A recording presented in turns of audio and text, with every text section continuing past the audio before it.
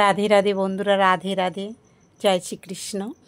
আজকে আমি গিয়েছিলাম গোপালের জন্য কিছু শপিং করতে বিশাল মার্কেটে। তা আমি ভেবেছি যে গোপালের জন্য একটা বেড নিয়ে নিই। খুব ঠান্ডা পড়েছে, হঠাৎ করে ঠান্ডা পড়েছে।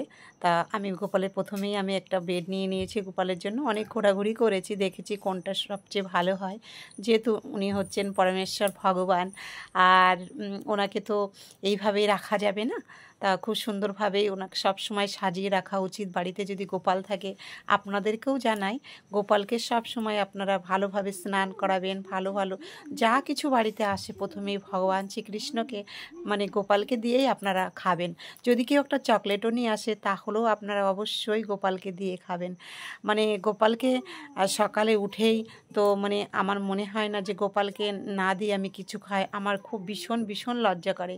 মানে আমি গোপালকে আমার নিজের সন্তান রূপে আমার বাড়িতে আমি রেখেছি।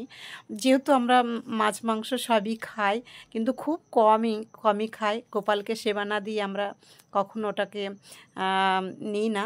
কিন্তু তাই আজকে মার্কেটে এলাম, ভাবলাম যে না, গোপালের জন্য একটা, প্রথমে আমি প্রতি বছরই গোপালের জন্য একটা করে নতুন সোয়েটার নিই। আর মানে যখনই মার্কেটে যাই, আমাদের যদি কোনো জামা কাপড় নিতে হয়, তা নিলেও আমি আমার গোপালের জন্য আগে কিনি। মানে আমার যেন কেমন একটা লাগে যে গোপালের কিছু যদি না দিতে পারি, তা আমার যেন কেমন, মানে সারাদিন আমার মনটাই খারাপ থাকে। তার জন্য আমি ভগবান শ্রীকৃষ্ণের জন্য মানে গোপালের জন্য আমি একটা মানে গরম জামা নিয়েছি।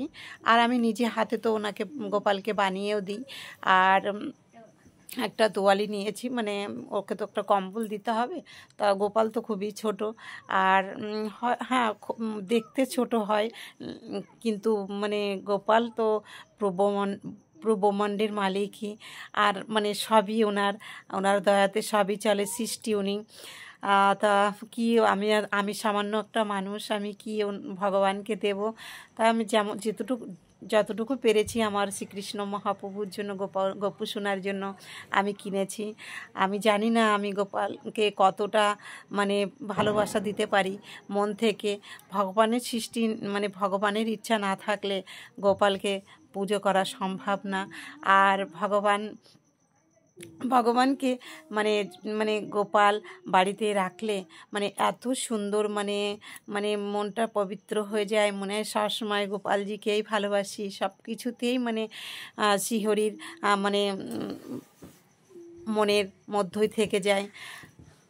তাই আপনাদেরকে বলবো, গোপালকে অবশ্যই অবশ্যই আপনারাও মানে ঠান্ডা যেহেতু পড়ে গেছে, আপনারাও গোপালের জন্য সুন্দর সুন্দর নতুন সোয়েটার আর টুপি অবশ্যই অবশ্যই কিনবেন।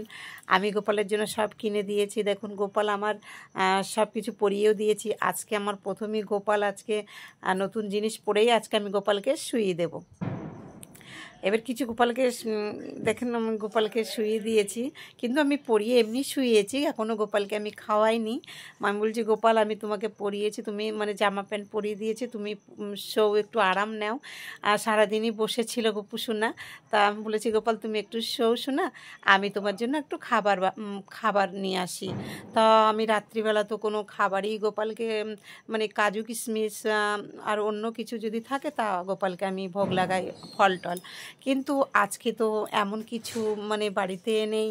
তাই গোপালকে আমি একটু মানে বাজার থেকে কলা নিয়ে এসেছিলাম, আর আমি গোপালকে আজকে কলাই সেবা দিয়েছি। আর প্রভুকে বলেছি, প্রভু সবই তোমার ইচ্ছা, তোমার ইচ্ছাতেই সব কিছু আসে। আর আমার কোনো ক্ষমতাই নেই যে আমি তোমার জন্য কিছু করব, সবই তোমার কৃপাই হয়। দেখো, অলরেডি আমি গোপালকেও শুয়ে দিয়েছি, গোপাল শুয়েও পড়েছে। আর আমার কাছে একটা না, আমার কাছে 6টা গোপাল আছে। গোপু সোনাদের ছোট ছোট আছে। মানে প্রথমে আমি একটা ছোট গোপাল নিয়েছিলাম, তখন আমার আর্থিক অবস্থা খুবই খারাপ ছিল, খুবই খারাপ। মানে কোনো পয়সাই ছিল না। আমি যখন গোপাল কিনেছি, শুধুমাত্র আমার 100 টাকাই ছিল আমার কাছে, সেটা দিয়েই কিনেছিলাম।